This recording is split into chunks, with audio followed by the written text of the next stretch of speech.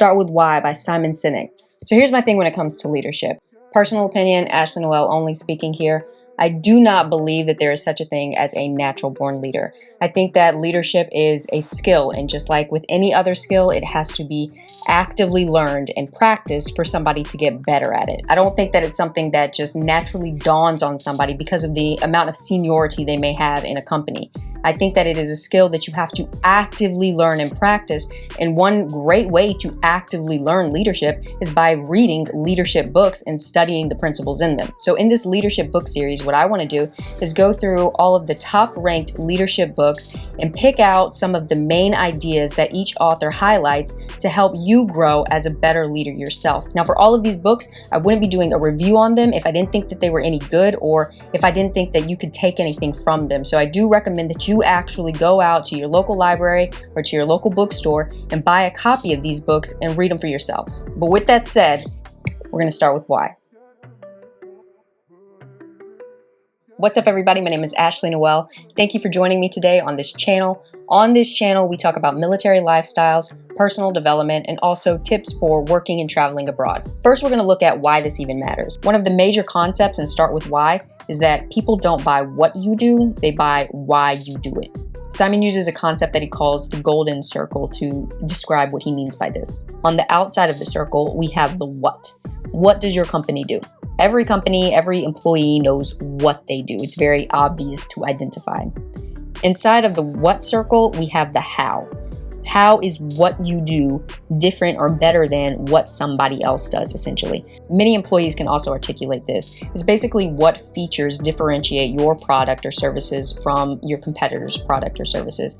It's about how you do a thing, how you get a thing done. So maybe if you're a computer company, your computers have a lot of RAM, so they can run a lot of programs at the same time, or they have bigger fans in the computer so they don't overheat as much as your competitors' computers might overheat. So that's your how. The center circle is your why. Why do you do what you do? Very few companies articulate their why clearly, and making money is not a why. That is a result of your what.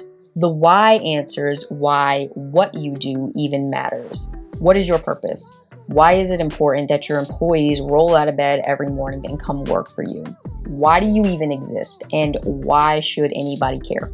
Being able to clearly articulate your company's why is one of the most crucial functions of a good leader, because every single inspired leader and every single inspired company communicates starting with that why. Simon uses Apple a lot as an example of a company that starts with their why. So one thing that he did to illustrate this point was he created two sales pitches. One was from Apple as though they were a company that starts with what, and the other is Apple as they actually market their products by starting with why. So the what pitch would be something like, we make great computers, they're beautifully designed, simple to use and user-friendly. Want to buy one? Compare that to the why pitch, which goes something like, everything we do, we believe in challenging the status quo. We believe in thinking differently. The way we challenge the status quo is by making our products beautifully designed, simple to use, and user-friendly. And we happen to make great computers. Want to buy one? So when you start with why, you start with a cause. You start with a belief. And your what becomes a way that you can prove that why. Though Apple started off as a computer company, they've been able to expand into a ton of seemingly unrelated sectors because they always started with their why. So for instance, they expanded into the music industry with their iPods and AirPods and iTunes, and also into the phone industry with the iPhone, also into the streaming television industry with Apple TV. And the way that they were able to maneuver themselves into all of these different industries is because they've always defined themselves by their why. If you define yourself by your what, you naturally limit yourself to that what, to that thing. If Apple had defined itself as a computer company, they would have limited themselves to computers. But because they defined their why, they could do whatever they wanted to do so long as their what supported their why. For companies that start with why, while yes, it is true that they have to have a good quality product, inspired customers aren't going to be buying the product because it's the cheapest on the market or even maybe the best product on the market, but they're going to be buying in solidarity with that company's beliefs. People don't wait in line for hours and hours or camp out in tents to buy an iPhone because the iPhone's features are that much better than an Android's, and certainly not because an iPhone is better priced than an Android's. They do it because they feel a deeper connection with Apple itself, the company itself, what it stands for. They do it because they feel solidarity with Apple's why. Another thing about starting with why is that putting more importance on your why than your what is actually a key feature of the human mind. If you take a very basic look at the human brain, the outermost portion of the brain is called the neocortex, which is responsible for rational thought, analytical thinking, and also language development. The innermost portions of the brain is where the limbic system exists, and the limbic system is the emotional part of our brain. It's where we experience all of our feelings like trust and loyalty, and it's also responsible for human behavior and decision making. But importantly, the limbic system has no ability to process language. It's like if somebody asks you, "Do you love me?" Of course, it's easy for me to say yes because I am able to recognize that this emotion exists, that I have this feeling of love for you. But when they ask you, "Well, why do you love me?" and you sort of just freeze like, "Oh shoot," because you can't answer that part because the place in your brain where that feeling of love exists is in the limbic system. And like I said, the limbic system has no capacity for language. So it's hard for you to be able to put these emotions into words because you're dealing with two separate parts of your brain.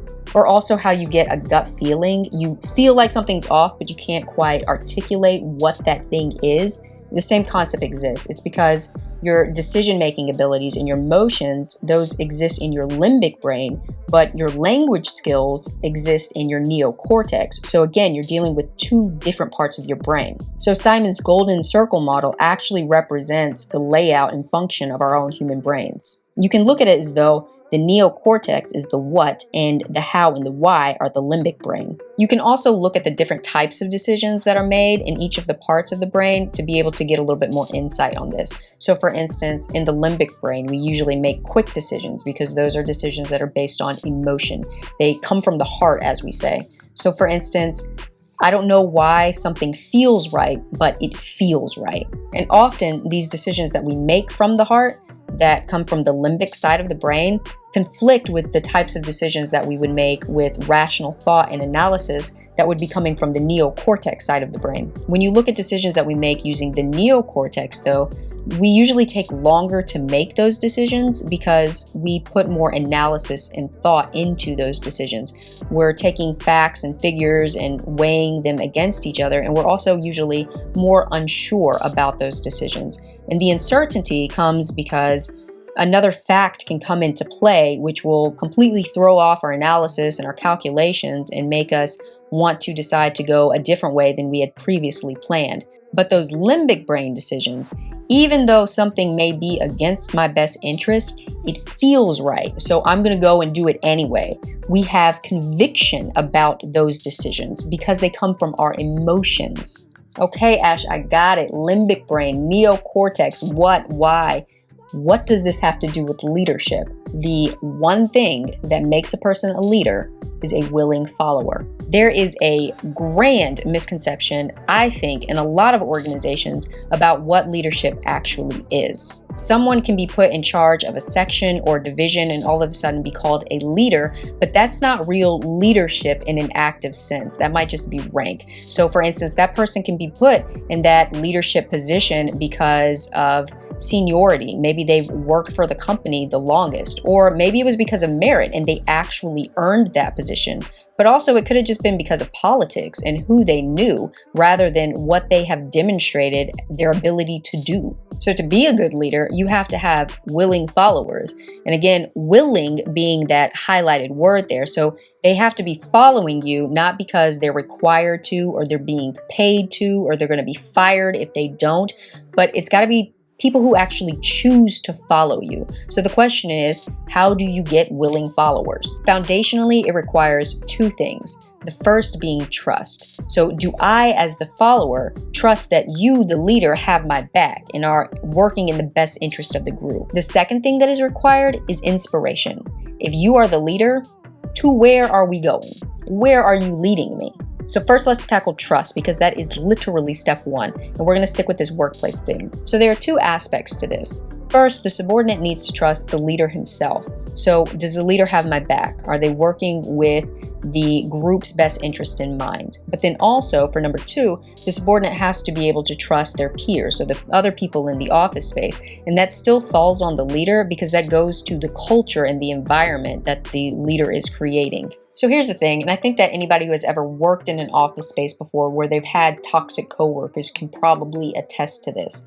When you're in that type of environment where there's toxicity going on in the workspace, so maybe there's a gossip culture in the workspace, or you have a manipulative coworker, or maybe there's favoritism in the workspace. And when I speak of favoritism, I'm speaking specifically of things that affect you. So we're talking about favoritism in terms of awards and recognition, or promotions, or the way disciplinary action is handled. Things that affect you in your career and your paycheck. Stuff like that. When those types of things are happening in your workspace, you as an employee typically go into sort of a survival mode. And when you're in that survival mode, innovation completely stops, because you can't be creative when you're so keyed in on all of the unnecessary drama that's going on around you. Maybe if favoritism is the problem, you're so stuck in this mode of trying to compete to show your boss that you're worthy of some consideration too, that you don't have time to spare for innovation because you're too stressed out being overproductive. And if you're in that survival mode, then you don't trust anyone. You don't trust your leader. You don't trust your coworkers around you. And all of that, the unnecessary drama, the favoritism, all of that falls ultimately on the leader, because it's the leader's responsibility to maintain control of the environment of the office. So trust is step one. If you don't have trust, then it's pretty much dead in the water. We can stop right there. But let's say trust is not your issue. Let's say you have a generally healthy work environment where most everybody gets along, and your leader actually does care about his people and is trying to do right by his people. That's wonderful. Even if that's all you have, you might not be thriving. You may just be maintaining, but that is still so much better than being in a no trust scenario. But how do we take you a step forward to make you a good leader? You have to give people a vision to work towards. You have to give them a drive to get out of bed every day and come into work.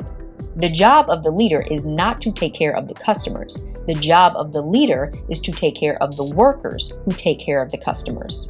If you focus on taking care of your workers, your customers are going to be good to go. If your workers are fulfilled, meaning that they have a sense of pride and satisfaction about what they're doing because they understand the why behind what they're doing, they're going to be happier every day when they come to work. Their output is more than likely going to be of a higher quality because they actually care about what they're doing rather than just getting it done so that they can get a paycheck. They're going to be more dedicated to the job. They're going to be more willing to go over and above even for the tedious tasks. And all of this translates into an overall benefit to and protection of the long-term goals of the organization as a whole. But it all starts with the employee understanding the why and being a part of a supportive culture, the foundation of which is trust and inspiration. One of my favorite analogies that Simon uses in Start With Why is that of give them a cathedral. So here's how it goes. There are two stonemasons.